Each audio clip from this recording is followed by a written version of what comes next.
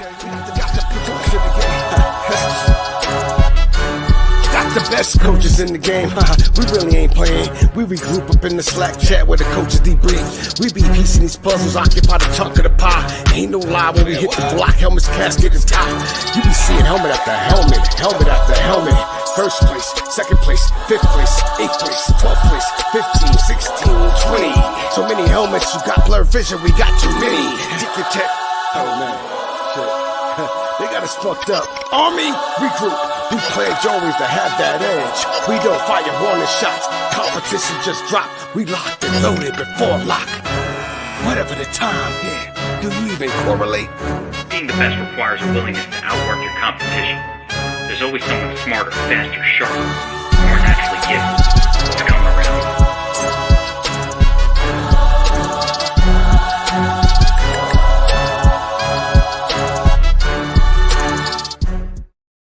All right, what's up, everyone? Welcome back to another DFS Army Killshot MMA Breakdown podcast. We got Fight Night 188, a.k.a. UFC Vegas 27, Font versus Garbrandt, coming up Saturday, May 22nd, and we're here to break down the entire card from a daily fantasy perspective. We're looking at Fanduel. We're looking at Draftkings. We were looking at Super Draft. And I've got the crew with me, the sharpest minds in the MMA industry, to break this down for us. Of course, as always, BigMarley, the 17-inch guns on full display, sleeveless, 2 times at the gym today. What's up, BigMarley? Hey, not too much. Finishing up all my work right before we got started. So now looking forward to hearing your guys' thoughts on this before I finalize everything. But it's a tough card, so I'm hoping you guys can help me out one way or another. A little tricky. And of course, we've got the king of Max Bet season himself from Best Fight Picks, Dan Levy, here with us as well. What's up, Dan? Doing amazing, man. I like this card a lot better, betting perspective than last week for sure. Yeah, and I got my little 10-week-old puppy in here. I want him to be in here chilling out so I don't have to put him in the crate. I want him to get used to sleeping in the crate at night. So he's going to be over here tearing down my studio while we do this. But I'm excited, man. It's a great card.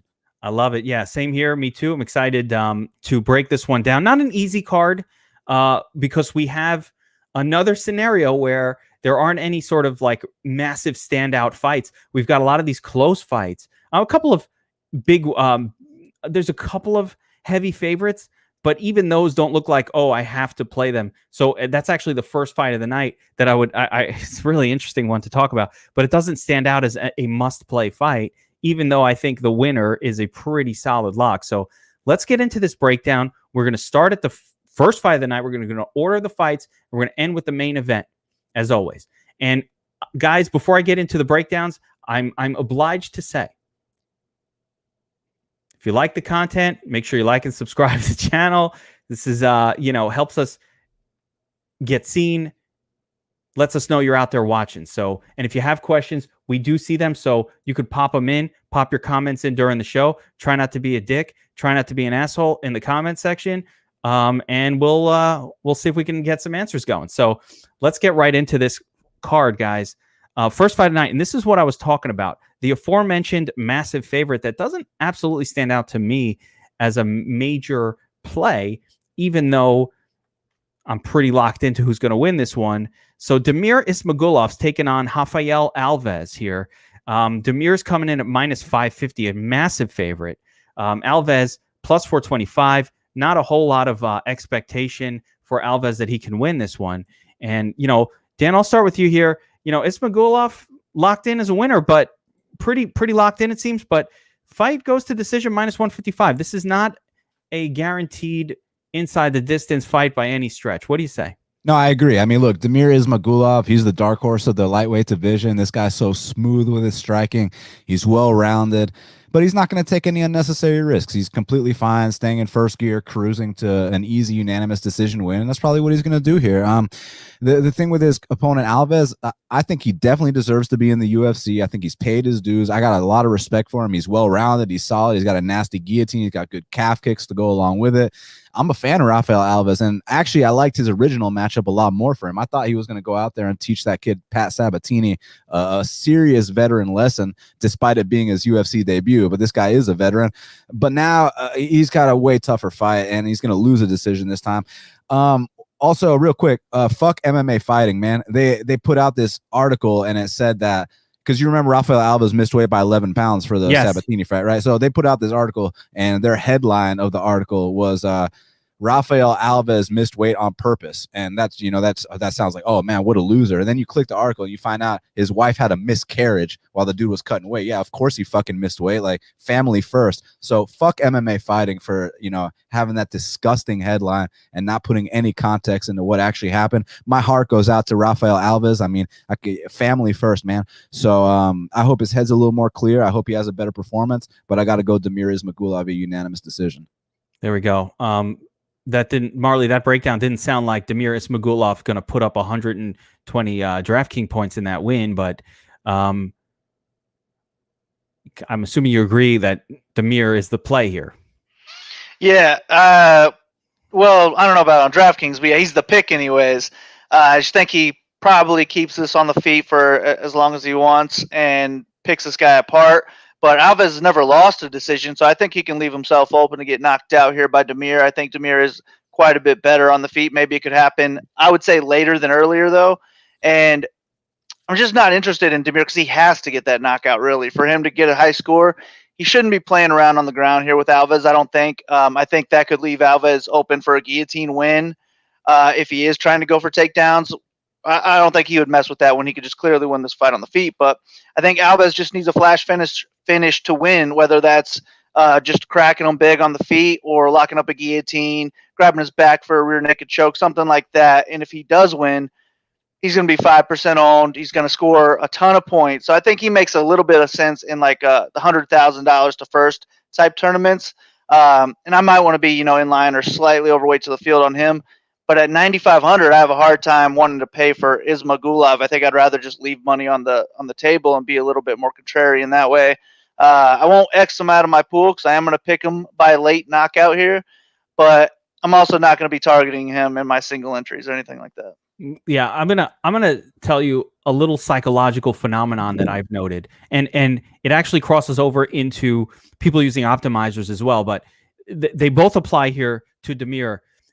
In the sense that, number one, people like putting in the most expensive fighter. They like the safety of locking in a win, which is fine if you're playing cash games. And I think Damir is a very good cash pay-up option if you can get there. But in tournaments, Damir at 9,500, not only, he doesn't just need to win.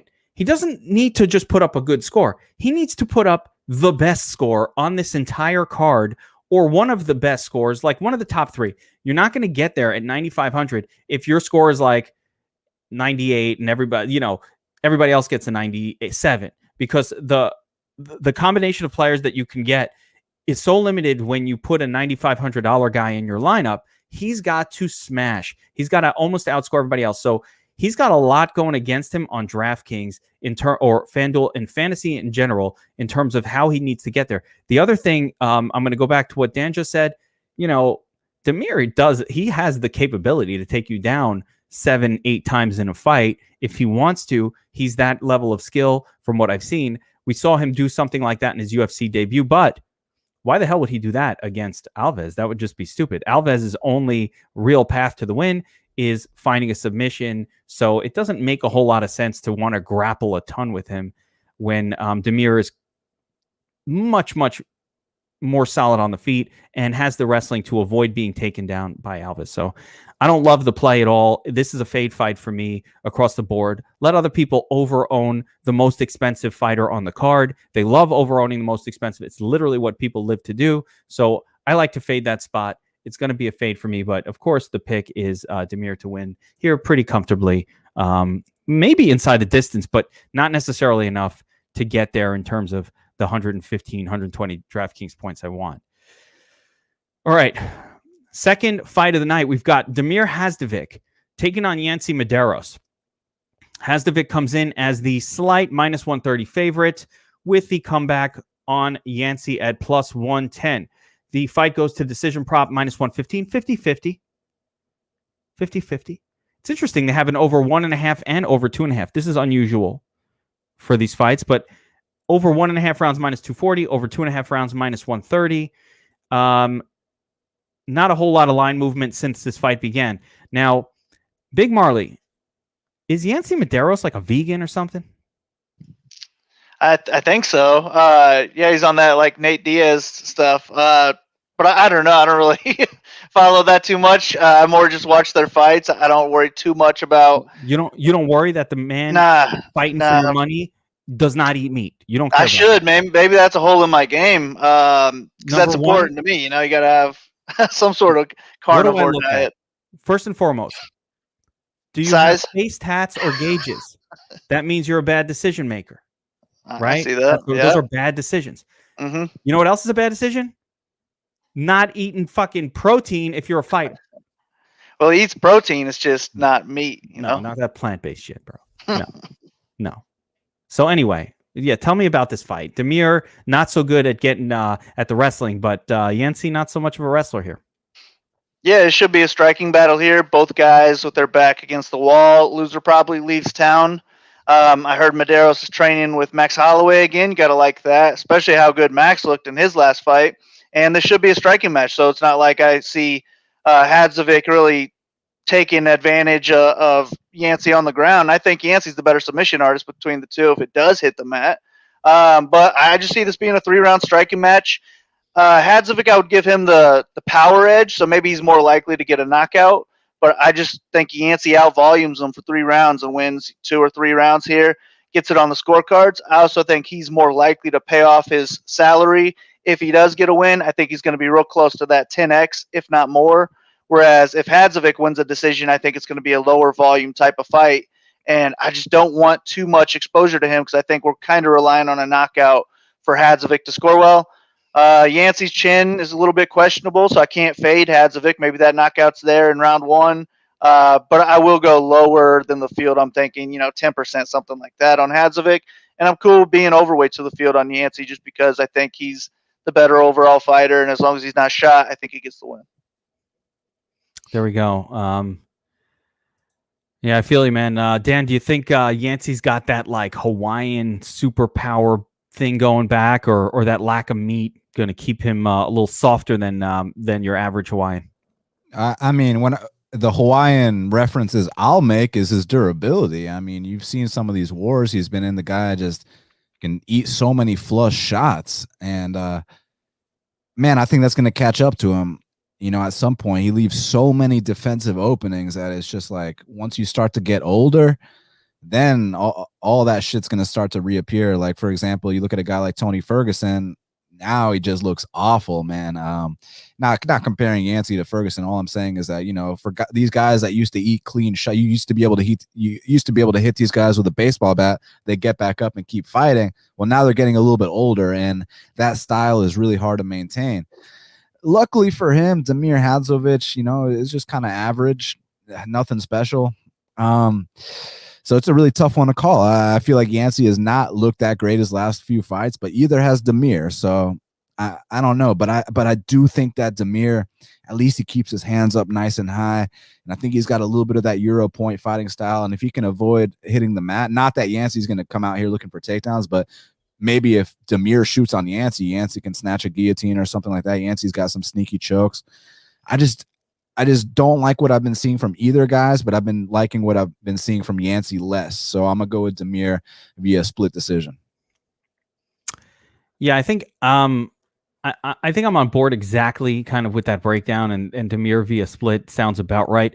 One thing I want to note here is I don't know how much we can, we look at these volume numbers with Yancy at 4 strikes per minute and Damir a solid point down at 3, but like you can't really count that because Damir's super weakness is he has no wrestling. Everybody could put him on his back, and when you could wrestle against him, you just whoop his ass. But he looks good when the fight is standing. He's one of these guys that just always gets taken down because he looks good when the fight is standing. So I think that's affecting the volume numbers. I actually don't think the volume is going to be super different between these two. I think they're both going to throw at a similar pace. Damir maybe throws a little bit harder.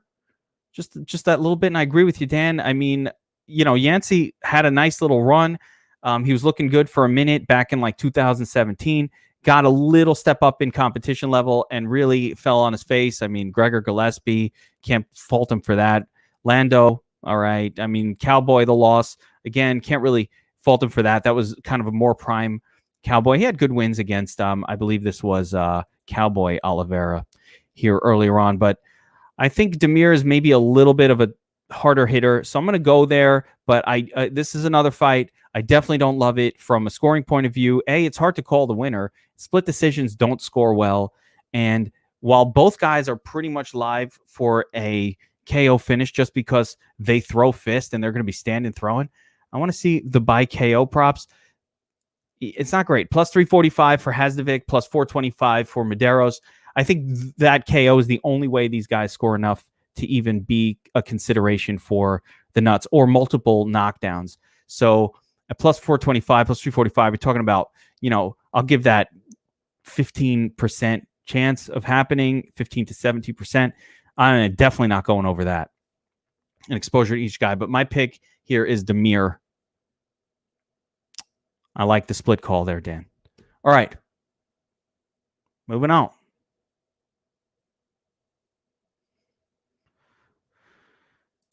Next fight of the night, we've got Josh Kulibau taking on Yilan Shah. Kulibau coming in as a minus 255 favorite, and Shah is coming back at plus 215. The fight goes to decision is a fairly high minus 160. I'm just going to see if anybody's got a reasonably good inside the distance prop. Kulibau inside the distance plus 225, whereas Shah is plus 535. So, Dan, the odds makers clearly think that if anybody's getting a finish here, actually, I don't know that makes that much of a difference. Kulibau is such a heavier favorite that actually that discrepancy just kind of makes sense. They give him plus 225 inside the distance. What do you know on these two guys, man? These are kind of newcomers. Well, firstly, I just read that Diego Sanchez has ended his professional relationship with Josh Fabia, so I'm here to report some good news. Thank God. I'm just curious if they ended the romantic relationship too. Well, hopefully we'll find that out. You know what, Dan? I was just gonna say that's like when your best friend is going out with a bitch, right? And you're like, bro, I love you, but in order for my brotherly love, I can't hang out with you anymore. I'm cutting you off, like until you get rid of this. And he's no, and everybody, guy, bro, you got to get rid of this girl. And he finally does. And then you're like, all right, you haven't hung with him in years, 2 years. You haven't seen your buddy because of that girl. And now she's gone. And you're like, bro, come on back over. Let's watch football on Sunday.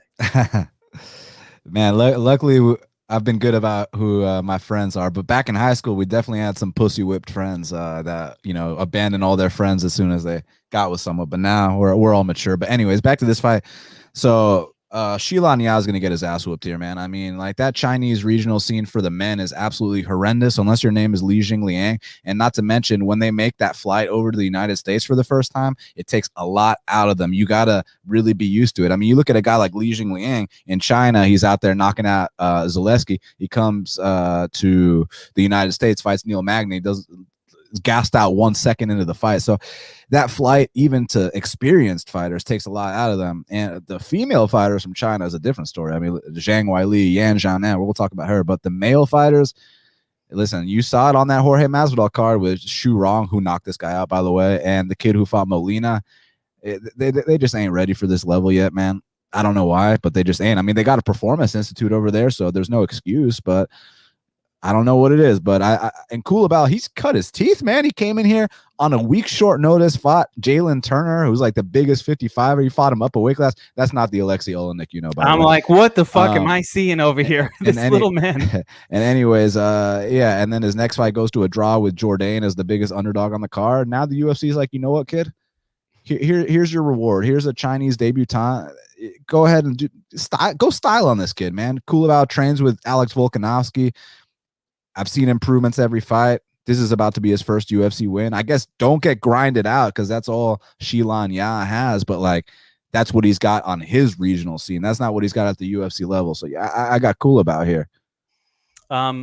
Big Marley, stylistically, do we have a fighter? Do we have a grappler striker situation happening here? Like, stylistically, how do these two guys match up?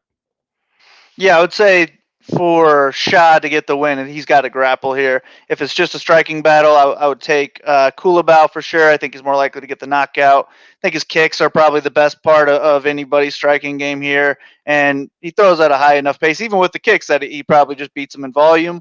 But I think this Shah, whatever his name is, Shah, I think if he can mix in his takedowns, he looked like he had a pretty good top control game.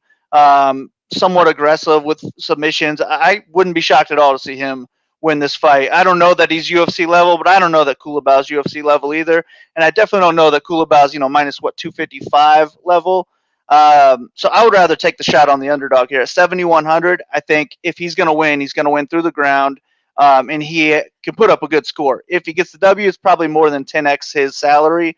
Whereas if Kulabau wins, it's going to be hard for him to pay off that 9,100, and I think he's going to need a knockout to do it. So for me, it's going to be dog or pass. Judging has been pretty horrendous lately. Maybe we get a win from Shy that we didn't even think he was supposed to get. But I'd rather take the 7,100 guy here, and I'm going to go with the Asian scene to hopefully pull this one off. But Dan's not lying about that trip over. They have not been performing well at all over here. So it's definitely a worry, and it's also – what I saw on film, like it looked like he had a pretty dominant top control game, but it was against really weak competition, so could just be fooled from that. I've been fooled way too many times off of tape of guys who look good with the wrestling. Hello, JP Bays, you fuck. But then they go up against a real fighter, and it doesn't look anything like what it looked like. I mean, this guy is beating, a fake-ass Alexei Olenek here, who's 24-18, 10-11, 9-7, 3-5. Zhu Rong, who we saw a couple of weeks ago, taking an L. And real quick about Zhu Rong, like he's supposed to be like their top prospect. It's not like, it'd be one thing to blame it on the fly and like, oh, they're coming out here fighting like really tough guys and this. Dude, he's out here losing to Kazula Vargas as like a minus 300 favorite. The other guy that fought Molina's had less than 10 pro fights. Like, you understand what I'm saying? So Kulabau, I know on paper it's like, oh my God, Kulabau minus 260. How could you? This is how we could, because he's fighting a fucking guy that doesn't belong. That's why. You have to treat these guys like female fighters coming in that didn't even go to Invicta. They're coming like from jungle fights or some weird ass shit where, the women they're fighting against are,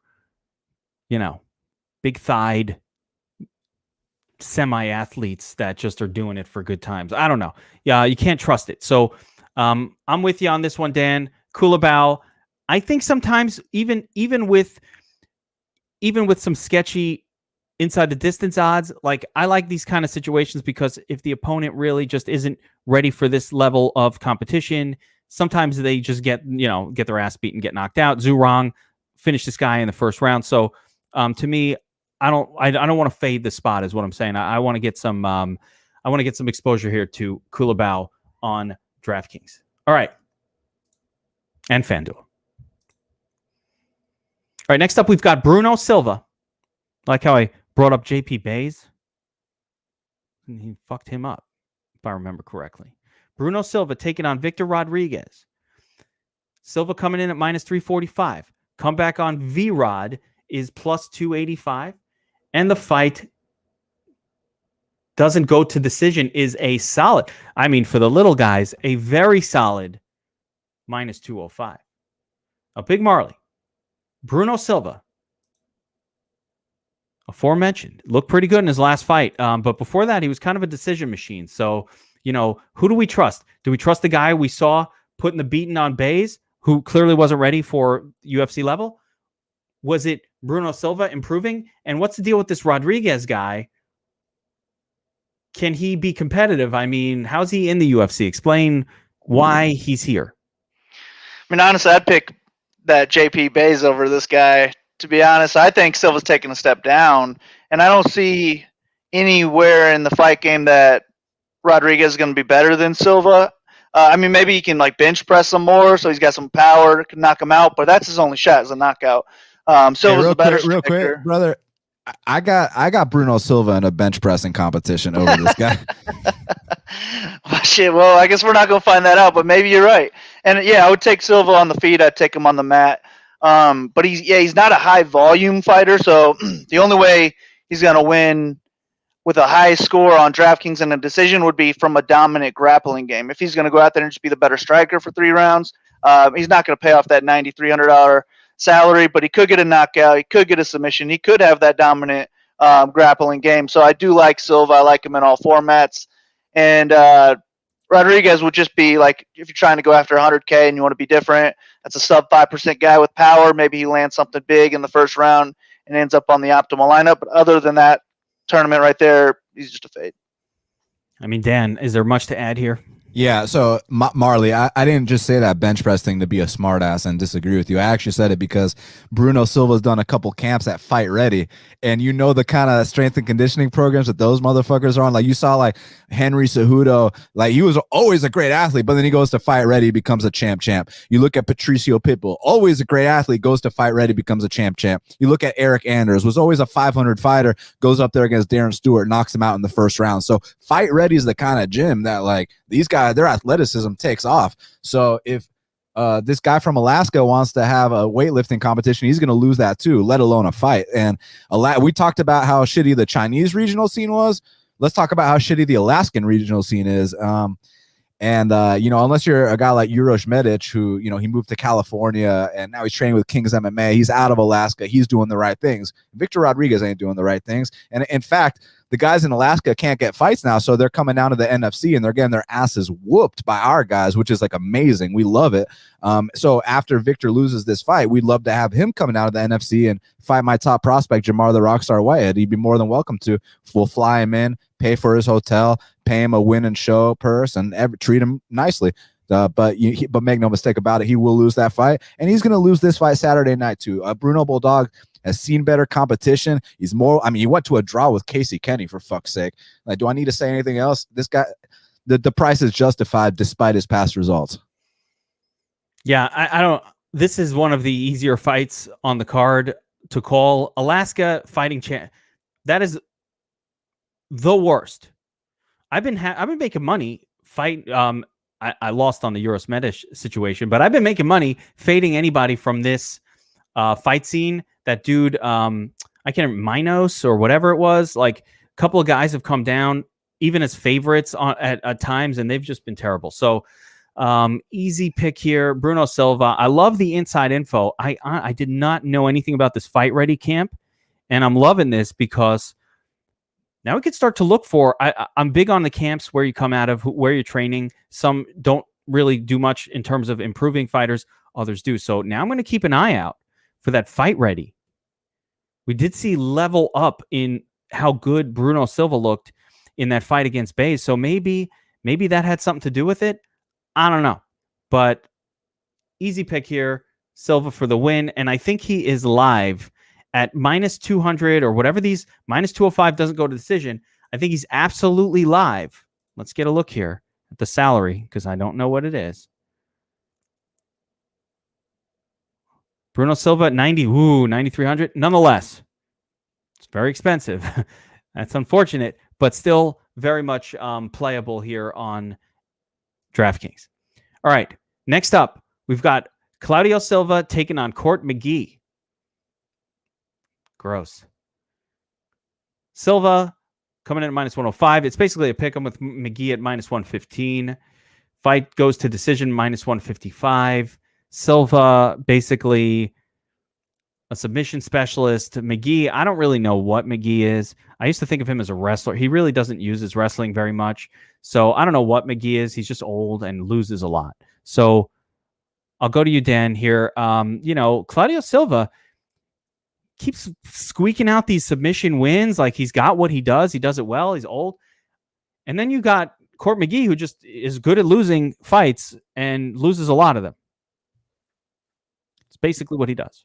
Listen, man, I mean, we can keep it short and sweet, and I can say Ben Saunders beat this guy. Need I say more? Let's move on. Claudio Silva for the win. But we can break it down a little bit more in depth than that. You know that Claudio Silva is actually 2 years older than Court McGee, right? So we talk about Court McGee being the older guy. Well, Claudio is actually the older guy. However, in fight years, Court is the older guy. Court's got the more wear and tear. Court's looked fucking terrible lately, man. And look, he's such an inspirational guy. You guys know he died of a heroin overdose, came back to life, just like Matt Brown. So, you know, and he's like, for his community, he's the fucking man. So all due respect. He beat Robert Whitaker back. This is a fight between a guy that beat Robert Whitaker versus a guy that beat Leon Edwards. You know what I mean? But look, I just think that Claudio Silva's jiu-jitsu is on a completely different level. And despite Court McGee never being submitted in his career, I believe that changes Saturday night. Jacare never got submitted. And I know, you know, Muniz is a different story. Killshot from last week. Yeah, exactly. I think we're dealing with one takedown and the fight will be over shortly after. And on the feet, I mean, like, I get Claudio's stand-up is ugly, but like, am I supposed to be like worried about Court McGee striking or something? Like I said, Ben Saunders beat this guy not too long ago. He's 3-7 in his last 10 fights. I got Claudio Silva via first-round submission here, and I'm surprised he's the underdog. Marley, I'm gonna echo what Dan just said here. If you can go to decision and lose a decision to Ben Saunders, what does that say about the power in your fists? Because Ben Saunders is known to get knocked out if you just sneeze loudly standing a couple of feet from him. Yeah, I don't want to trust either one of these guys. I think they're both old and pretty much done. Claudio looked really bad in his last fight.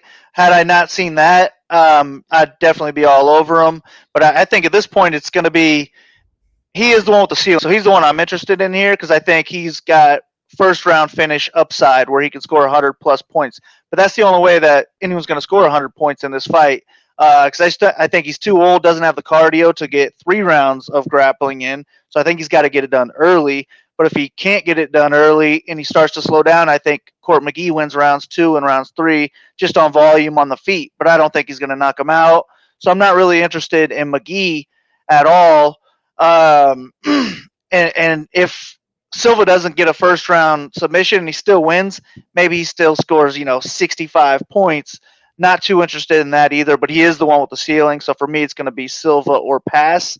But I picked Court McGee to win those rounds 2 and 3 to get it on the scorecard. So he is my prediction, but I'm really not interested on DraftKings. Yeah, I like Claudio here. Personally, I never have seen a fight with Court McGee where I was like, oh, he does something well. He's not really a grappler, not really a hard striker. I don't get what's good about his game. So I find it bizarre that actually the line is so close here that this is a pick'em. I guess the reasoning being, if that Silva just doesn't throw a lot of volume. He's not much of a striker. And if, either the judges don't see the takedowns, or if he can't get the takedowns, then, and it's just a striking fight, then yeah, Silva can lose just based on volume here, but he usually gets takedowns, and Court McGee's takedown defense isn't particularly good. 63% is not very good, in my opinion. So that's enough of a reason for me to say, you know what, give me Claudio. He's going to go for the takedown. He should be able to get one. McGee is old and a little too unathletic, I think, to avoid them. I don't love Claudio Silva's wrestling either, but he's been able to secure takedowns successfully, so I don't see why that would change here. Give me Claudio, and I like him as a play at 8,200 on DraftKings and on FanDuel as well, because he is live for a quick submission. All right, let's move on. We've got Ben Rothwell taking on big Chris Barnett. Rothwell, minus 340. Barnett, plus 280. Fight doesn't go to decision, minus 205. I just want to show you guys Chris Barnett in case people watching have not seen this fellow. So Barnett normally fights at super heavyweight, 300. He's fought what's super heavyweight, Dan? Like, what is that? What weight is it? What's the max? 350? Above 266. So everything above 266, just like one big category. That's right. Big man. He's a very large man. He's only 5'9". So you can imagine a 5'9", 300-pound fellow. What goes on here? So I believe we're up to you, Big Marley, to break this one down. But you've got an old ass Rothwell, who's a real MMA UFC fighter, against, you know, Beast Boy, who is a fun time, you know, guy who is gigantic and undersized as a heavyweight in terms of his actual physical dimensions. Yeah, I don't know what to think of this one. Barnett definitely doesn't look UFC material at all. I mean, he's short, fat guy who throws like spinning, jumping wheel kicks and shit like that. Like every one of his punches are like a Superman punch because he has to close the distance that way. I mean, he's a big boy. Maybe he can land something heavy or get lucky and keep some top control time on Rothwell. But I just don't see where he's actually better than Rothwell. I think Rothwell is a better striker. His chokes are the best thing in the grappling of these two. And I think his size will just be too much for Barnett to deal with. I think Rothwell probably finishes him, but if he doesn't, he's just so low volume that he's not going to score anything. So on DraftKings, I'm definitely willing to take some shots on Rothwell because I think he's going to get the knockout. Barnett on the other end, I mean, maybe he get the knockout too. Big dude, but I don't really want to invest much in him, so I'll probably keep him like limited 10%, something like that. And with Rothwell, I'm cool with getting a little bit of leverage over the field with him. I don't think he'll be, you know, overly owned because he's an old guy, but I think he's just a level ahead of Barnett. Probably puts him away.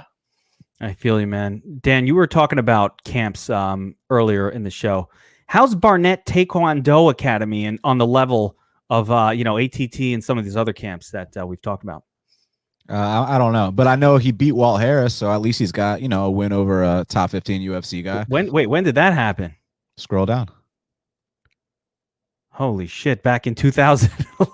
Yeah, he beat Walt Harris. Hey, that was Walt's first fight. They got into a fight and Chris Barnett won. So I mean, look, he beat Walt Harris. But bottom line is, my friend Terrence Hodges knocked this guy out like easily. Scroll up, you'll see that.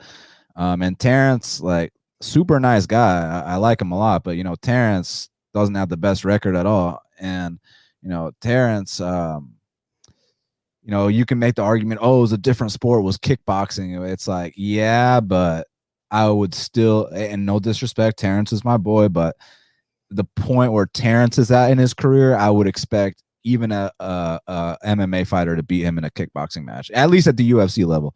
So the fact that Terrence knocked him out, I don't know, because it's like with Ben Rothwell, he's looked so goddamn slow, man. Like he needs his steroids, man. He's popped twice. You know that, right? Like after the Brandon Vera fight where he did his little dance, and I forget the other time he did. So he's a guy that's popped twice. And then these last few fights, he just looks so slow. Like even those 2 wins, the Stefan Struve fight, he was losing the entire fight until he kicked Stefan Struve in the balls. The ref didn't see it, and then he finished Struve. So he looked terrible that fight. OSP is a 205er.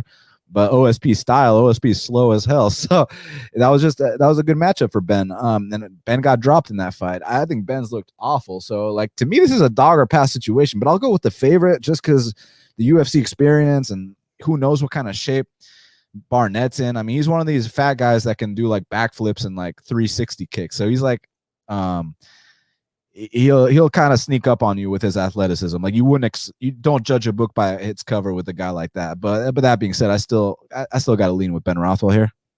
Just want to lay the price. Yeah, I mean, we've gotten into some trouble in recent times relying on old guys and their chins or skill sets above other things, you know, with Jacare and with Cowboy, you know, shot chin guys who just, they have the skills, but they just can't get there anymore because of their age and they're just horrible chins. I haven't seen that out of Rothwell where he's chinny. He's just slow, like you said. And I bet heavy on Ovin St. Preux, so that sucked. But the reality is, and I don't care if he's a 205, he beat Ovin St. Preux. And Ovin St. Preux is a strong man, and he's a real UFC fighter who gets wins against quality opponents.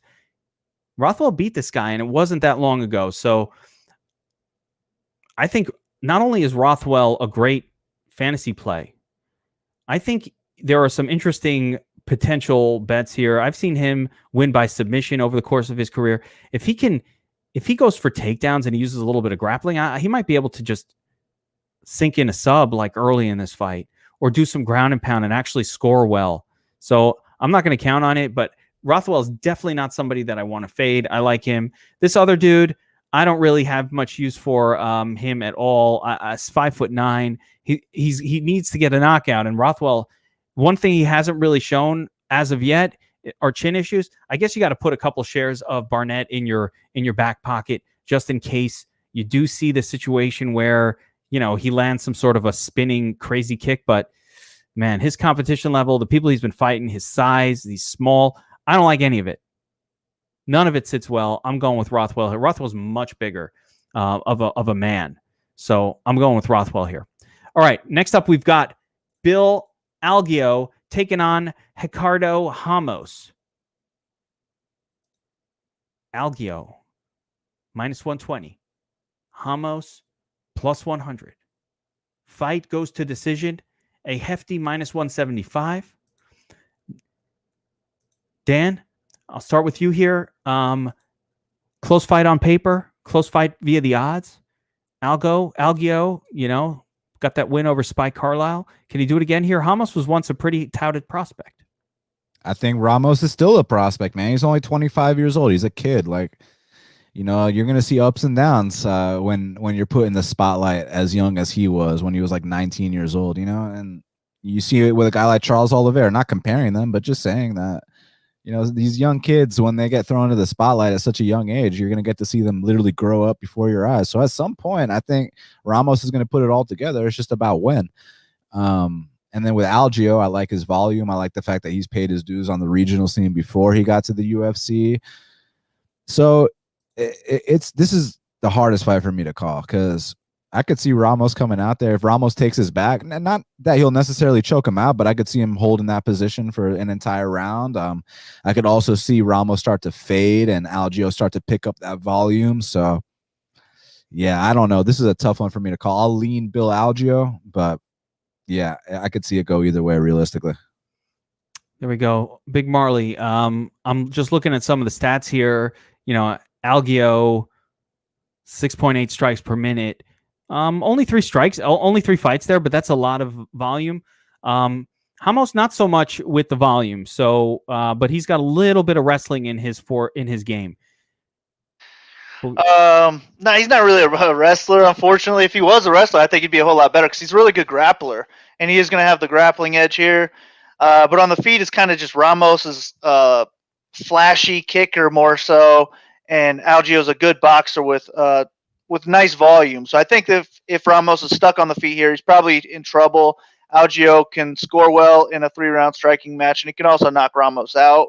But I think we're really relying on a finish from either one of these guys to get 100 plus. Algeo with the knockout, Ramos with the submission. I think Ramos, I'm a believer in his talent for sure. I think the talent's definitely there, more so on the ground. But I think he does a lot of dumb shit in the cage as well that makes him hard to trust. Those kicks that he kept throwing in his last fight, man, if he's going to throw those again, just let me know right now so I can go ahead and take Algeo. Like, it's just, what are you doing in there? So I do want to pick Ramos here because I think he can get the fight to the ground. I think he can get a submission if he's able to get the fight to the ground. But if this goes to a decision, I think we're probably going to see some back and forth. Ramos maybe gets a round, maybe the first round on the ground, which is going to take away from the points that Algeo is going to be scoring. And if Algeo gets rounds 2 and rounds 3, he's probably not going to pay off that $8,500 salary. So overall, not too heavy on this fight, but I can't fade either guy because they could both get a finish and score 100 plus. I just think we're relying on the finish here. Yeah, I still remember that fight with Ramos when he took on Ayman Zahabi, and he was a massive favorite, and like he was kind of losing that fight until that spinning back elbow happened. I was looking for how long ago that was. Has not looked dominant in his wins, which has been concerning. Algeo, more action, a little bit more energy to me. I'm going with Algeo here to get this win. I just think every time I've sort of relied on Ramos, I've been shitting bricks, nervous the whole fight. He's had a couple of disappointing outings. So give me Algeo here if I got to choose one. I'm not sure, though, that I think this is the type of fight that's going to score very well. It just does not have a very high likelihood of being finished inside the distance, and neither one of these guys is going to do anything that will score many grappling points. So I'm much more interested in Algio from a DraftKings perspective as well. I think he's the fresher guy. So that's the way I'm going here, but it's not a fight that I'm looking to prioritize this week at all. All right, let's move on to the next one. We've got the return of Edmund Shabazian taking on Jack Hermansson.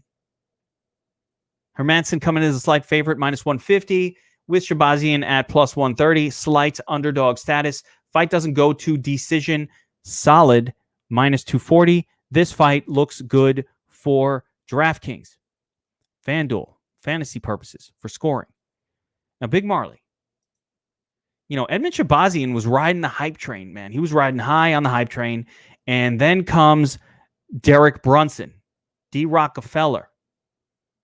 Hype train completely dismantled when he wrestled the shit out of Shabazian.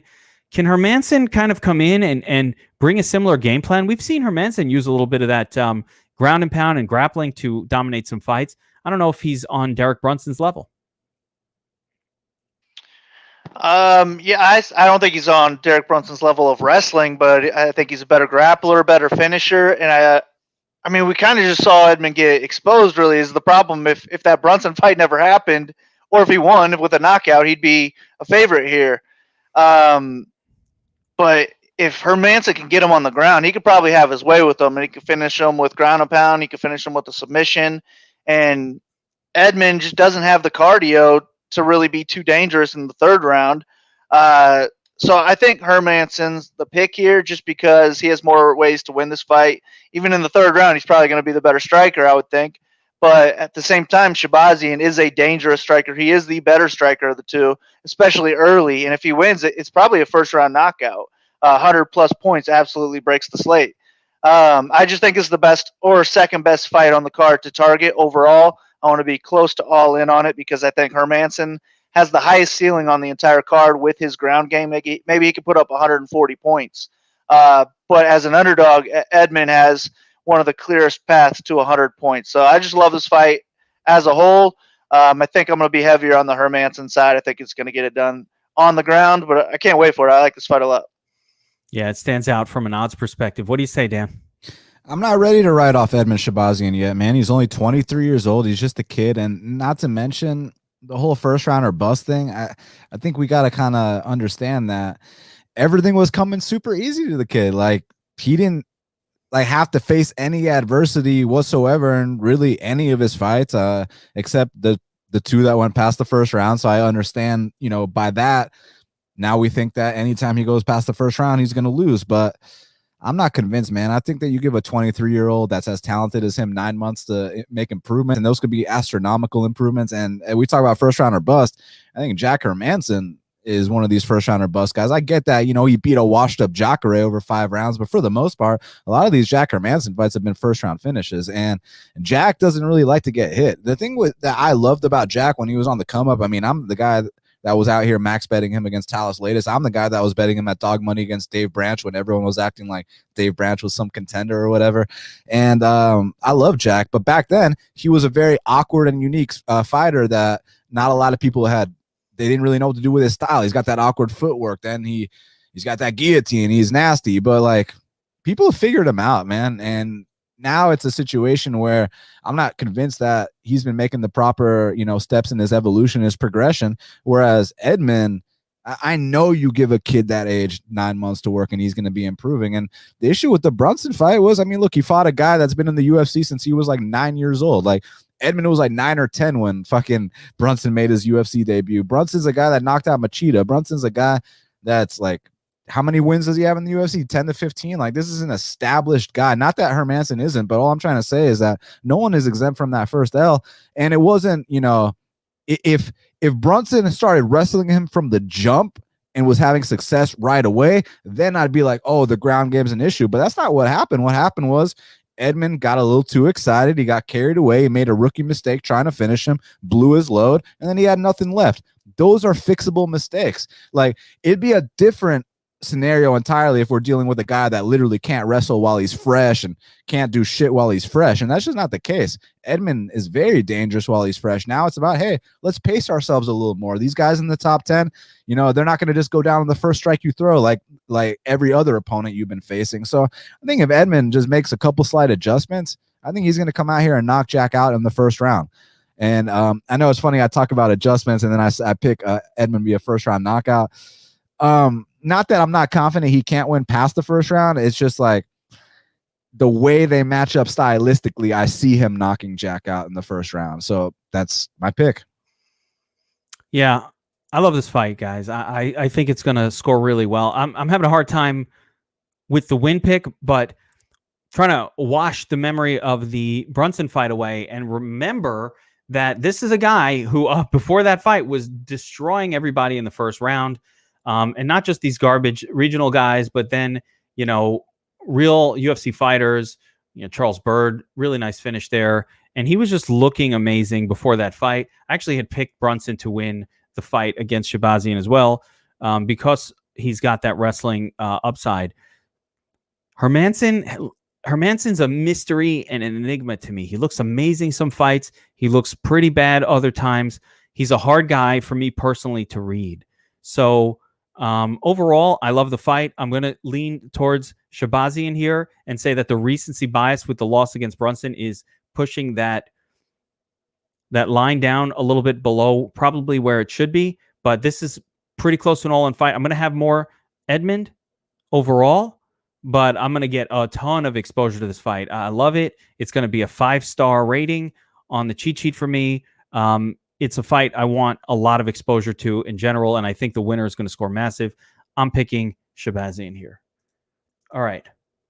Next up, we've got David Dvorak taking on Raulian Paiva. Dvorak, a slight favorite, -140, with Paiva coming in at +120, and the fight goes to decision, a relatively high, -180. Dan, these two guys, again, stylistically, I'm just curious how you think this one is going to go. Are we going to see some scoring here? What do these guys do well? And does anybody going to bother grappling here? Yeah, potentially. I mean, Paiva's a black belt in jiu-jitsu. He's a nasty scrambler, man. I mean, that fight he had on Contender Series, I'd say is the second best fight in Contender Series history. You know what the first best one is? Sodiq Yusuff versus Mike Davis. After Sodiq Yusuff versus Mike Davis, it's definitely Raulian Paiva versus, I believe the guy's name was Nascimento, maybe Alan Nascimento or something. But either way, Paiva versus Nascimento, dude, when I saw that fight, immediately I took the +220 odds on Paiva against Kai Kara France. That fight was in New Zealand. I'm not going to sit here and say it was a robbery, but I'll say that for +220, I got my money's worth on the kind of effort that Paiva put forth in that fight. Very next fight against Bontarin, they were having a fucking serious fight, and he had an unfortunate cut stoppage. So these losses, yeah, I know that the betting ticket lost, but like these losses, like to go back to Brett Apley, like, let's look at the actual performances. He's performing in these losses, man. And then in his wins, knocks out Mark De La Rosa. We can say what we want about De La Rosa, but, you know, Alex Perez, who a bunch of people were picking to beat Figueiredo, he didn't finish Mark De La Rosa. So Kai Kara France didn't finish Mark De La Rosa. So the fact that Raulian knocked him out, that says something. And then the next fight was Zalgas, like, a lot. He gets criticized for that performance, but you know, firstly, not only did he travel halfway across the world to Abu Dhabi, but he had no cornermen with him. He literally had to hit up Zaleski and Andrade's people to help him cut weight and to corner him. And yeah, they might speak the same language, but those aren't his people. So it was just a very unfortunate circumstance, and he still went out there and got the win. So I'm very high on Paiva. And then Dvorak, man, he's looked very solid as well. He's tough as nails. Firstly, he overcame a knockdown in the Bruno Silva fight, the Jordan Espinosa fight. He's got nasty leg kicks. So I like Dvorak, man, and I think that the Czech Republic is developing some really good prospects these days. And I think they're going to have an honest knock here. But I think this is a dog or pass situation. And I might be a little biased because I have called Paiva my top flyweight prospect. I'm not backing down from my stance, man. I think they're going to have a serious, honest fight, but I think you got to take the dog here. And I think Paiva wins a close decision. Underdog call there. Big Marley, what do you say? Yeah, I agree. I like this fight a lot. I think it's great matchmaking, super close fight. I think it's really 50-50, maybe like 51, 52% Dvorak, something like that. I think he's the more powerful guy. Might be the aggressor, but I just see this being a very close, high level fight. And I think on DraftKings, I mean, Dvorak's 8,800 and Paiva's 7,400. So I like Paiva a lot more when we're talking DraftKings because he's going to have a lot easier time paying off that 7,400. And Dvorak's really going to be a fade for me. I think he has to get a knockout to pay off 8,800, and I don't see that being the case. I don't think he dominates anywhere in this fight. I think it's just back and forth, and I would rather lean with the dog in basically any 50-50 scenario.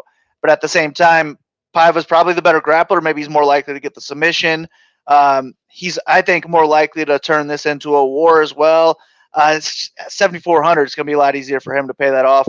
I also think he could score 55 points in a win. So I don't think we have to target this fight at all, especially if you think Dvorak's going to win. But for me, it's Paiva or pass. Yeah, I mean, the overall for me on this fight, and I agree with you, Marley, on that take. The overall on this fight is these guys are 125-pounders that don't use their grappling most of the time. And neither one of them is some sort of monster output, striking volume person that could make up for the fact that if you don't get an early finish here, you're just not going to score 100 points. You need a bunch of knockdowns or something going on. So I really hate this fight from a scoring perspective. I actually think David Dvorak is going to win it. I'm picking him to get the win, but I get it. Raulian Paiva has been really good at fighting close fight. I thought he lost to Zamagulov, by the way.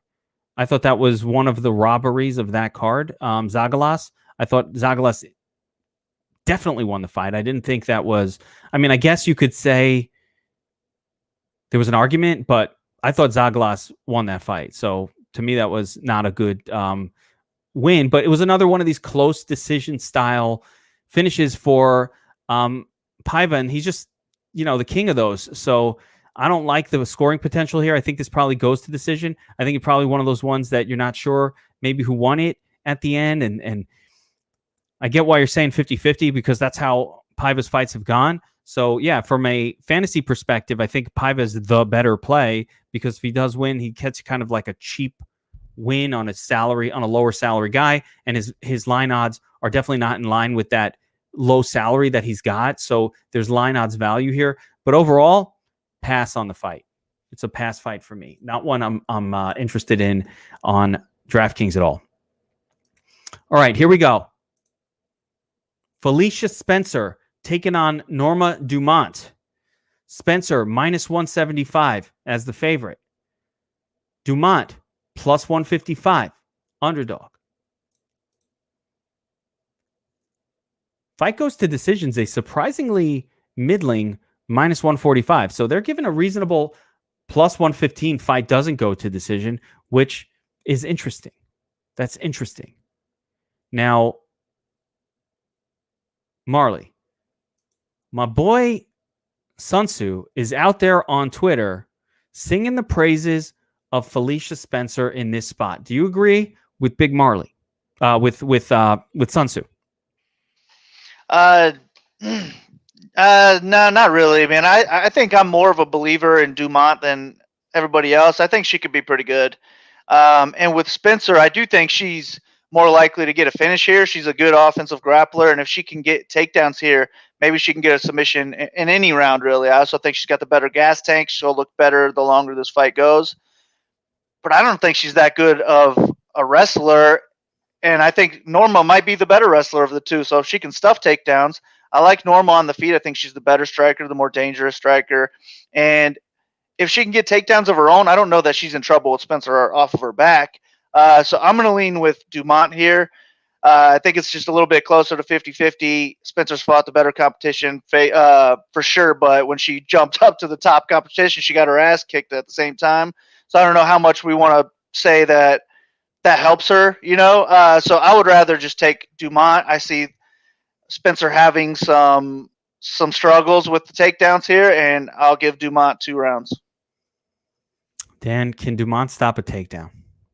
Firstly, can you hear me? Yeah.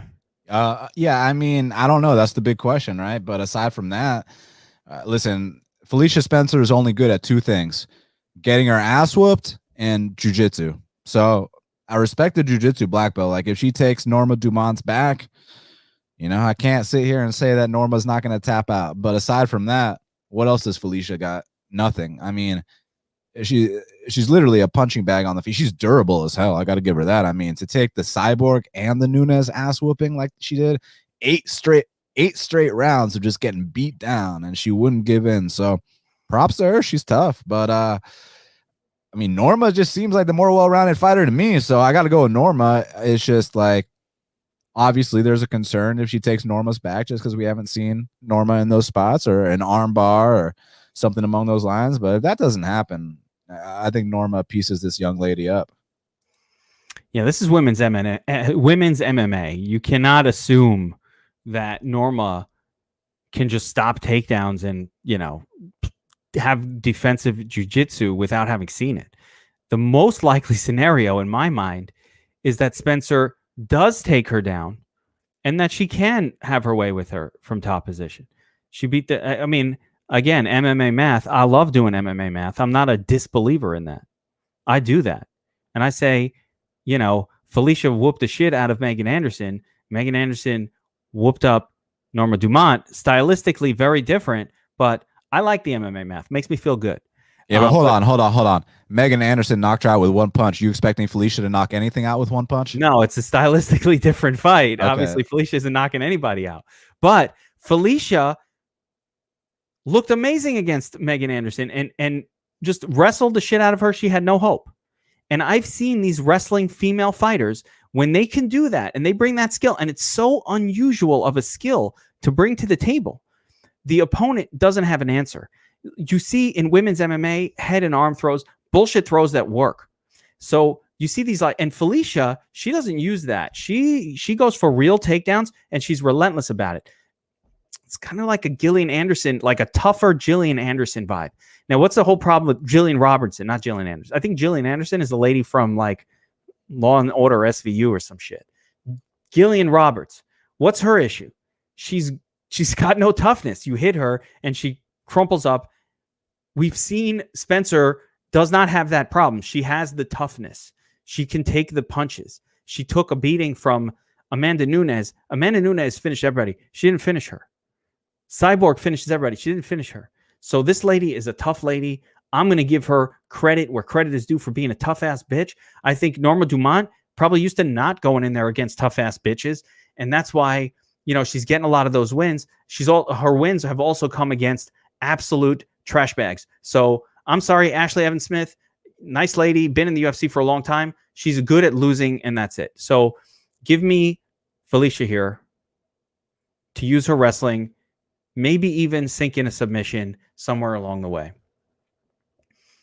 All right. Next up, we've got an ugly. How is this the second? I don't even know how this is 2 out from the end here. Jared Vanderaa taking on Justin Tafa. Tafa coming in as a -175 favorite.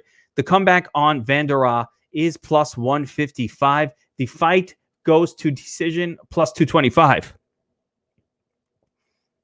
Dan, I mean, a couple of fatties over here.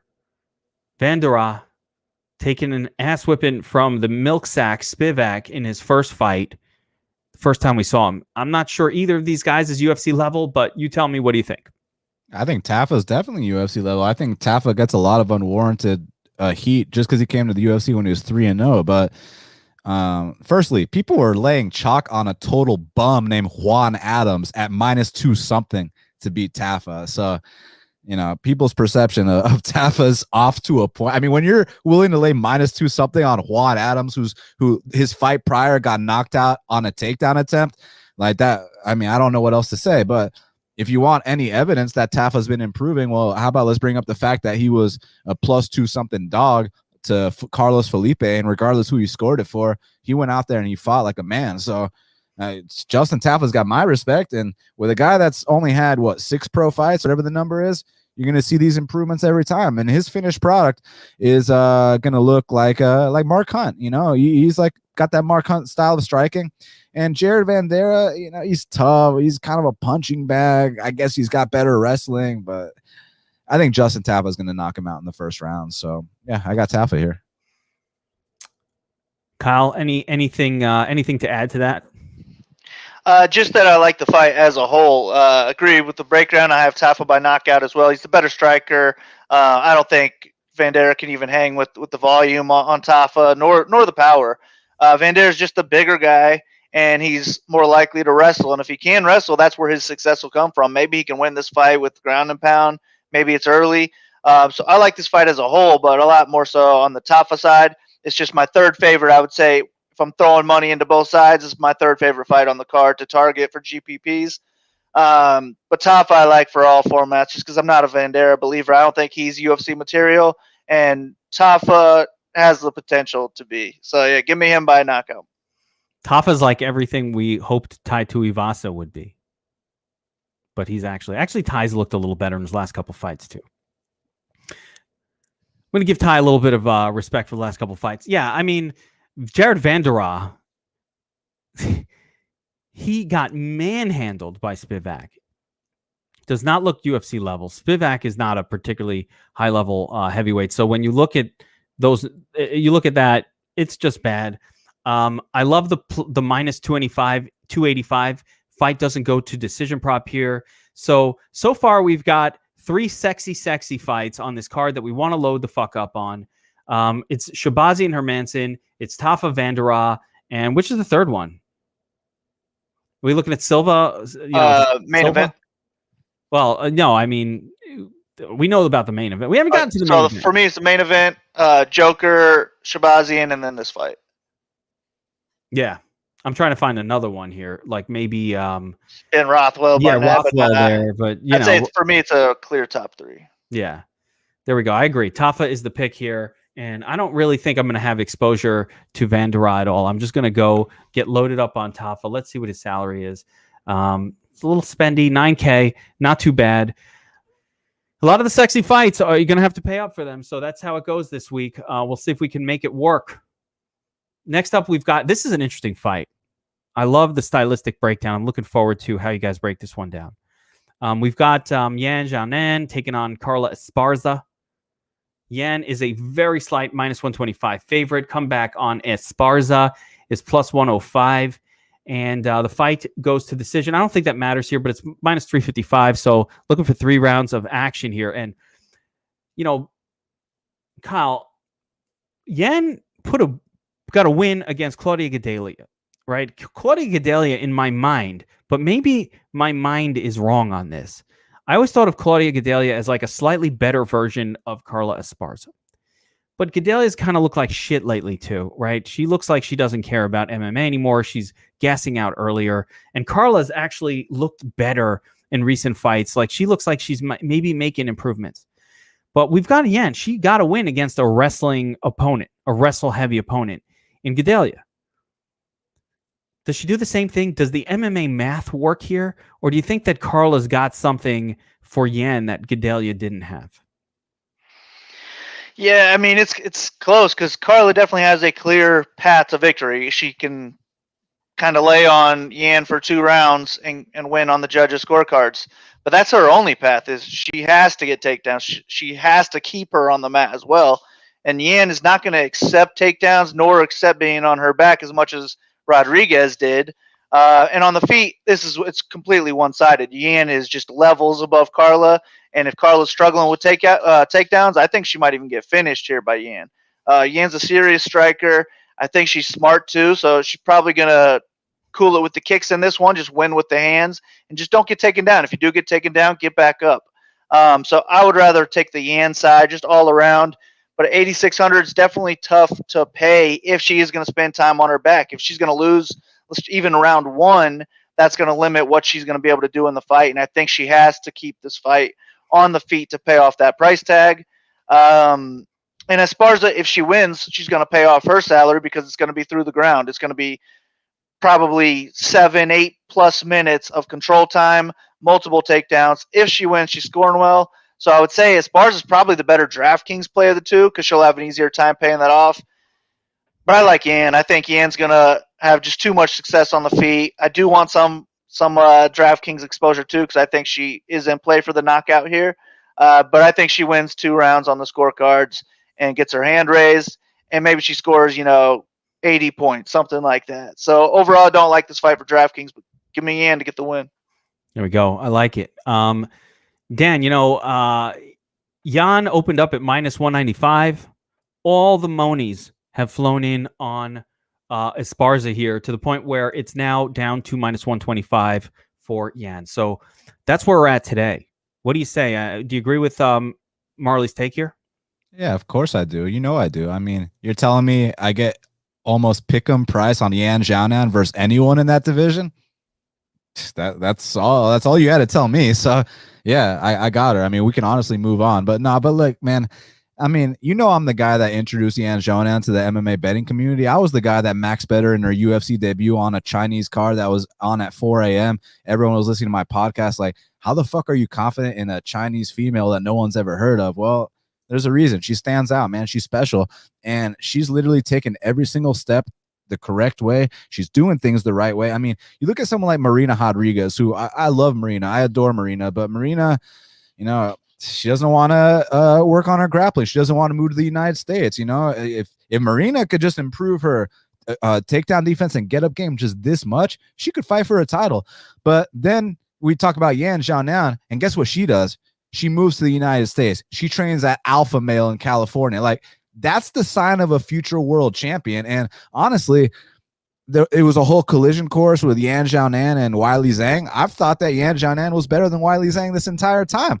I thought that out of the two, Yan Xiaonan was going to be the one that touched gold, and ended up being Weili Zhang first. So now it's Yan Xiaonan's turn. But look, all due respect to Carla Esparza, we're talking about a young lady that finished Rose Namajunas. We're talking about a young lady that beat Marina Rodriguez, Alexa Grasso. She's been in there with Joanna Jędrzejczyk. She's beat all these great strikers. So my hat's off to Carla Esparza. She was the first ever champ in that weight class. She was the first ever Ultimate Fighter winner in that weight class. Like, you could make a case that Carla Esparza might have a place in the Hall of Fame. She's a pioneer for the strawweight division. So I got nothing but love. The issue here is that to have a game plan to beat Yan Xiaonan of just taking her down and holding her down, and you think that's how you're going to win, I think you need a little more weapons than that, because Yan gets back up, then what? And Yan is the kind of striker that she'll use her jab, not just to stack up points, but she'll use it as a way to deter you from going for your takedowns. And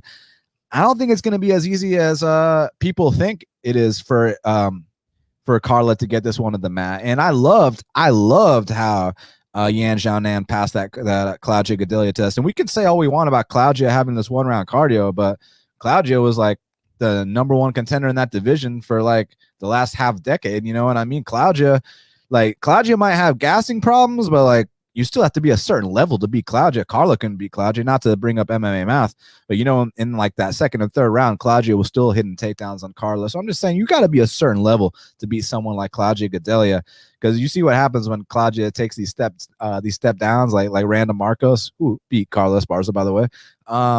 Yeah. So back to this, I mean, either 29-28 or 30-27, maybe a late finish. I mean, one of these days, Yan Xiaonan is going to sidekick one of these ladies to the face and knock them out. I don't know when that's going to be, but I've been waiting for that sidekick knockout for a long ass time. Maybe this weekend, but at some point, I'm thinking more so though when Yan Xiaonan fights Joanna Jędrzejczyk, or when she fights Weili Zhang, or maybe even Rose Namajunas. I think that's when we see the sidekick knockout that I've been waiting for.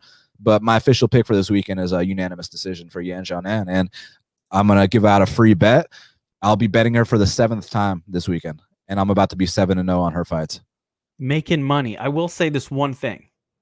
This pattern scares the shit out of me. Anytime I don't like, this is like that chart pattern that's just a little scary. Every time it's about, Dan, I went into this week, I was like, I was going to put a bet on her right off the bat when it was still, I think it was minus 140 at the time, or something like that. And I'm like, wait a minute, why is this going in this direction? So I always get a little scared from that chart pattern. But overall, I totally agree. Oh, really? That actually makes me feel the opposite. Like when everybody's on the opposite side, I'm like, oh fuck yeah, like let's go, baby. Like let's see who's right. Because you know what Marley always talks about? These big Vegas casinos weren't built with everyone being on the same side, and damn right they weren't. So when you're telling me everybody on Twitter is overconfident in Carla Esparza. Look, there's a chance they're right. I mean, listen, sometimes the masses are going to be right. Like, that's just how it goes. Sometimes they are, but for the majority, they're not. And when you see the kind of overconfidence I've been seeing on Twitter regarding this fight, that makes me more confident in Yan Xiaonan, because I know she's doing the right things. And if she loses this fight, you got to just tip your cap to Carla Esparza. Like, I think no matter what happens, that Yan Xiaonan is going to be back better, but I think she wins and gets a title shot. What I loved is the inside information about her at Team Alpha Male. I didn't How badass is that? I didn't know this. And what is the ultimate thing that you see from every, and I don't know about the women, about every male alpha male fighter? What is the one thing that is consistent about those guys? They can wrestle and they're short. They can wrestle, they're short, but they pop back up when you take them down. They do not accept being taken down. That is like Alpha Male 101. You see it with what's that dude? Touchy Philly. You see it with all these guys. They could be taken down. They pop right back up. They don't accept being taken down. And if she's training that way, if she's training to pop back up and she gets back up, Carla can't hold her down. I think what you're predicting will happen as you said it, which is Carla will get frustrated, not be able to get the takedown. This girl has 75% takedown defense going into this fight, and she has a fight against Gedalia. She has a fight against Gedalia. I don't know if any of these other ladies were even going for takedowns, so maybe that comes from that one fight. But she's got good enough takedown defense that I don't think the thought should be, oh, she's some scrub who can't wrestle. I hope people think that Yan Xiaonan's some scrub. That'd be a dream come true for me, because that means that there's a chance the line might flip. And if that happens, then it might be max bet season. But here's the thing. So I'm not going to hype up her wrestling, obviously, because obviously we don't want to wrestle with Carla. We want to keep the standing. But I did hear an interview with Yan Xiaonan, and like, you know, she speaks in Chinese. She's got a translator. Like, but anyways, her translator was basically saying that, like, not only is Yan Xiaonan at Alpha Male, but she brought in 2 high caliber wrestlers specifically to work with her throughout this whole camp. So she's not just taking the group classes. She's got specialized attention. So like I was telling you guys, if Marina Rodriguez would just give me that much effort with the wrestling side of things, I think she could be up there fighting Rose Namajunas next too. But Yan Xiaonan is stepping out her comfort zone and is taking those proper steps. And that's why I said I think she's a future world champion. Love it. I love the call. I love the boldness. And I love going against the fact that going with confidence against this chart pattern. I'm on Yan as well here. Similar reason. She beat Gedalia. I just don't see Esparza as somebody who's better than Gedalia, and they do the same thing. So I think it's a clone. I think we've seen this fight already. And hopefully from what you're telling me, you're giving me a little confidence that she's actually training and getting better specifically for this type of fight. So I love that. Give me Yan as well. As far as the DraftKings play, 8,600. I'm still on it. And I think way more people, I actually think Esparza is going to be the chalk, by the way. Marley, would you agree here? Esparza going to be pretty chalky at, plus 110 for 7,600 as a wrestler? Yeah, I don't know about, chalky, but more than I would want to get any leverage to, at least. That's for sure. And I think, she's not the worst cash game play because she's cheap, and if she does win, she's going to pay it off. She still might get 3 rounds of action to work with, but yeah, I agree with Yan. I agree with Dan. I think Yan is a little just too next level for her, and I don't think she can cruise to a 2-round wrestling decision here. I love it. All right, good stuff, guys. On to the main event. Got Cody Garbrandt taking on Robbie Font. Even odds, guys. It's a pick 'em, right? 105, 115. Fight doesn't go to decision, minus 280. That's the broad base. Now, Dan, Cody Garbrandt, not known for having the greatest of chins, throws hard. Robbie Font throws hard. This feels like 2 men enter, 1 man leave, fists fly for as long as they're awake, kind of thing. No one's gonna fuck around trying to go for a takedown. None of that.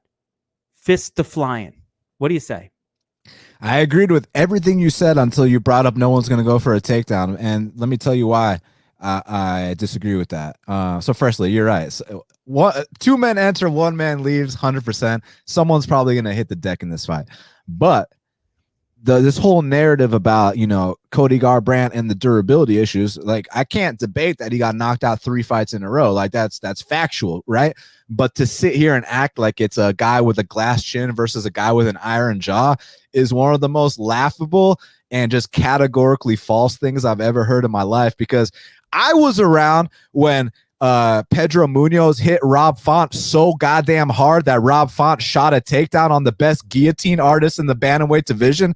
I was around when John Lineker hit Rob Font so hard that Rob Font pulled guard. The boxer pulled guard. I was around when the point fighter Rafael Assunção floored Rob Font with one punch. So to sit here and act like it's Mr. Durable versus Mr. No Chin is just one of the most insane narratives I've ever heard in my life. That being said, Rob Font could still knock him out because these are two, for MMA standards, two elite boxers that, listen, man, they're trading in the pocket. One guy can go down, no questions asked. So either guy can get knocked out in this fight, but I don't want people to sit here and act like, it's the guy that you can hit with a baseball bat versus the guy that, you throw a paper ball at and he gets knocked out. Like, that's just such bullshit, man.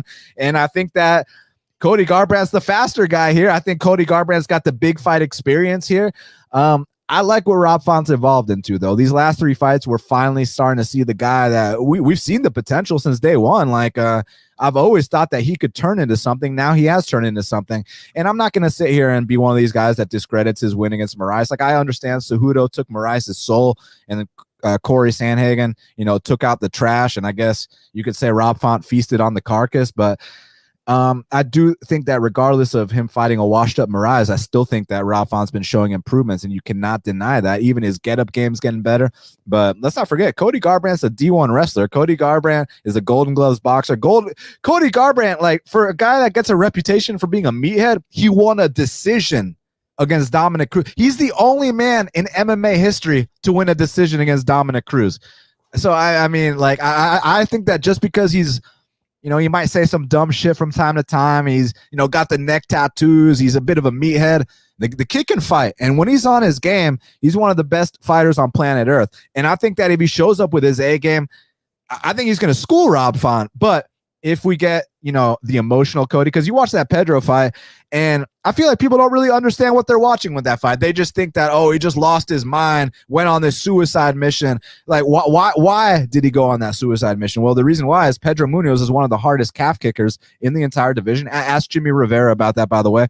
Pedro gets off on a few calf kicks. It was basically to the point where Cody was like, well, shit, I basically can't walk anymore. So now I got to just charge him recklessly and hope to knock him out, or I'm going to get chopped down further. So he basically had to make a decision. He said, fuck it. And he went into a 50-50 exchange. He got caught. It was what it was. I think this is a completely different fight, man. And either guy could get caught, but man, I just see the speed, the accuracy. And also, Cody Garbrandt, don't sleep on his kicks either. And like I mentioned, that D1 wrestling background, he's always got that in his back pocket. So while I do acknowledge the improvements that Rob Font has made, and I think he's the best version of himself yet, and I also think his hands are good enough that, look, he lands clean, he can knock Garbrandt out. But I think that's his only path to victory. I don't see Rob Font winning the decision if this goes 5. I don't see Rob Font mixing in takedowns. I see Rob Font only having the KO chance, which is possible. The guy's been knocked out before. But I think Cody can win by knockout. I think Cody can win by decision. I think Cody can mix it up. I think he's got more avenues. So I got to go Cody Garbrandt here, man. And I think maybe he should be a slight favorite in this spot. Love it. Love the call. Big Marley, anything to add to that? No, not really. I think that Cody he's definitely the chin's an issue for sure. But Font, I don't think he's got more one-shot power than Cody here. I think another edge for Font would be just his volume alone. He's going to be the higher volume guy on average, but you can't really throw that kind of volume against Cody, who's going to be the faster and I think harder puncher. He didn't show that kind of volume when he fought Lineker, and I kind of see this being the same scenario where he's going to have to be more cautious. And I saw those leg kicks from Cody in his last fight. He beat the hell out of Asuncau's leg. I think it would be very smart of him to do that. I think it would be very smart of him to mix in takedowns and keep Rob Font guessing. But at the same time, relying on Cody to be smart that's an issue right there in itself. So if I was Cody's coach and I knew what his game plan was, I knew what he wanted to do in this fight, I'd feel pretty good about him being a slight favorite here. But he's not the smartest guy. And if Font's not worried about the punching power, if he does actually bring the volume here, he could knock Cody out, or he could win a striking-based decision. But I'm going to pick Cody. I think he could win this with the knockout. I also think he can win on the scorecards if he fights smart, which I thought he did in his last fight. He kind of slowed it down a little bit. He was throwing out those leg kicks. You don't want to wrestle with Asuncao, but Font was making Moraes look like a D1 wrestler in the 30 seconds till he gassed out. I think Cody could definitely have success with wrestling in this fight. So give me Cody by knockout or decision. Yeah, I want to go to that point you just said, and you guys kind of both reflected on this a little bit about, Cody and the wild man shit that he was doing, especially against TJ with the personal stuff that was going on there. That was not the guy who I saw fighting Rafael Asuncao. The guy I saw against Asuncao was very under control, very much keeping within himself, thinking in the octagon. Like, this was not the same guy who was being reckless. Of course, we saw that sort of more cerebral version of him against Cruz as well. So I think maybe there's some reputational issues with Cody that maybe won't always hold up. I like what you said about the Munoz fight, because that was the fight, Dan, that really fucked me up with Cody. I'm like, is this guy really such a hothead that, he's just wants to do this shit where he just starts winging wild throws and hoping that he's the first one to get the knockout? Like, when he's got all this skill, like, is that his thing? So this idea that, no, he did that because the leg was getting fucked up and the leg was stopping to work and he knew he didn't have a full fight in him, so might as well go for it now before the leg is too messed up. I think that's great. I mean, if that's what happened. So really good analysis there of what happened there. I do have concerns with Cody in terms of his volume and this fight as a whole in terms of the total volume potential. But at 7,900 on DraftKings, we don't need that much. I would expect to finish here at some point inside the distance.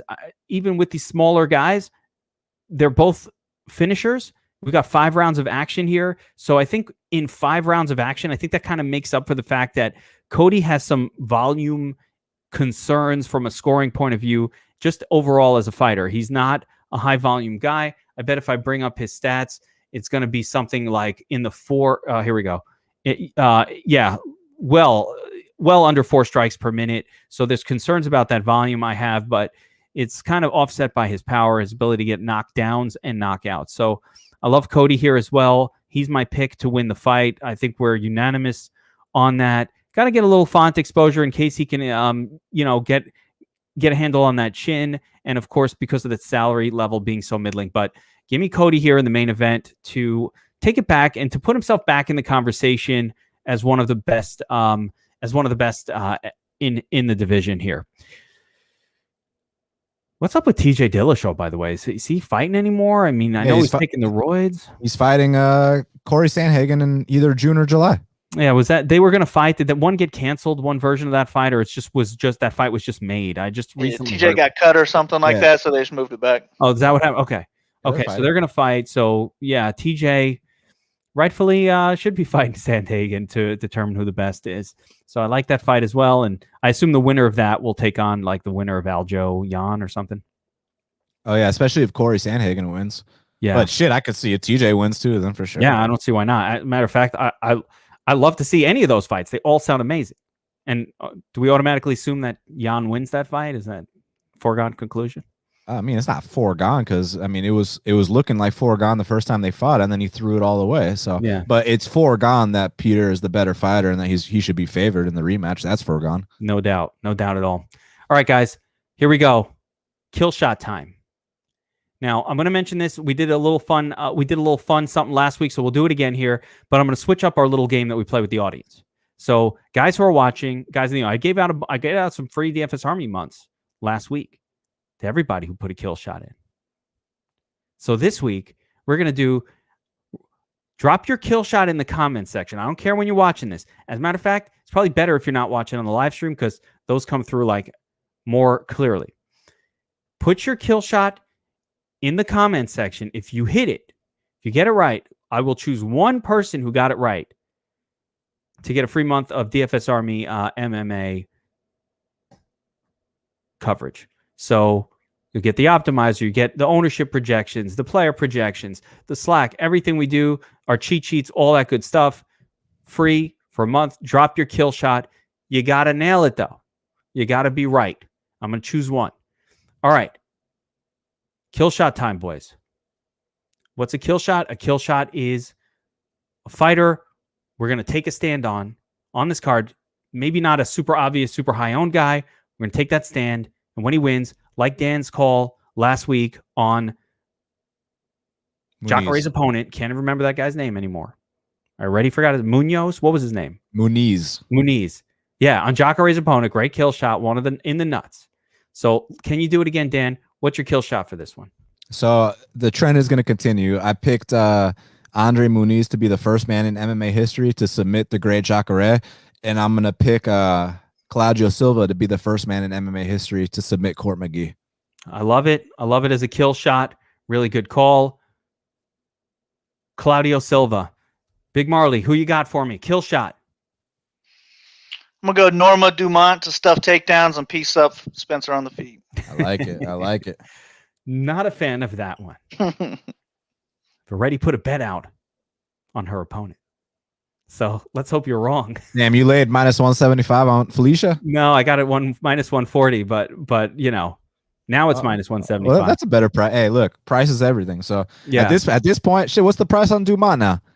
Plus 155. You might have to go that way. Edge out there. Motherfucker, guarantee yourself profit. You could have gotten minus 140 for a minute, and now it's moved back the other way. So I feel like, by the way, Dan, as a bettor, I feel like I won the bet if I got a better line than the closing line, no matter what ends up happening. Like, yeah, obviously, that's yeah, you know, it feels like you won the bet. You always want to beat the closing line, but also when it's to this extent, and I mean, unless you're super confident and you're taking a stand on Spencer, then ride it out. But like, if you're not super confident, you can always guarantee yourself profit. There's nothing wrong with that. A little hedge. I don't know about if I'm going there yet. We'll see where this line goes. But if it moves a little more, I might go there. All right. So I'm going to borrow for my kill shot here. And again, I'm looking for a low-owned spot that I think could be in the nuts. I'm going with Yan Xiaonan as my kill shot. And the reason is I think that Carla Esparza is going to be very high-owned, massively owned, right? And I just think not playing Carla, if she loses, you have a major edge on the field. I can't wait, Marley, to see your ownership projections because I expect Carla to be 30 to, I'm going to say 28 to 35% level. We'll see. I can see that, yeah, somewhere. I'd say closer to the 28 side. Yeah, but that's about that's the range. So I think she's going to be high owned. I'm going with the opponent. I like Yan from the beginning. Dan got me excited about the alpha male training. I think they're training specifically for this fight. I love it when fighters train for a fight. We saw something like that last week, by the way. I can't remember. Do you guys remember? They talked about it on the broadcast where they were like, this guy's been training. It was basically a takedown artist against a stand-up striker. I can't remember who it was, but they talked about how this guy's trained to stop the takedowns, and then they went and stopped all the takedowns. This was last week's card. I can't remember who it was. But anyway, I like it when they train specifically for things. I'm going to go after this and look for that. So my kill shot is Yan Xiaonan. All right, guys, that'll do it for the DFS Army Kill Shot MMA podcast. Thank you to Dan, Best Fight Picks, for being here. Thank you to Big Marley, the sleeveless one himself.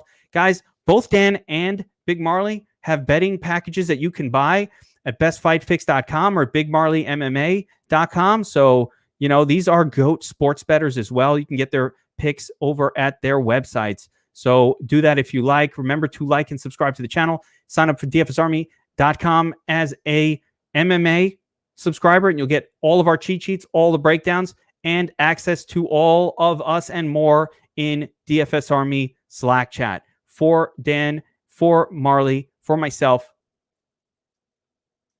good luck this week, everyone. Kick some ass.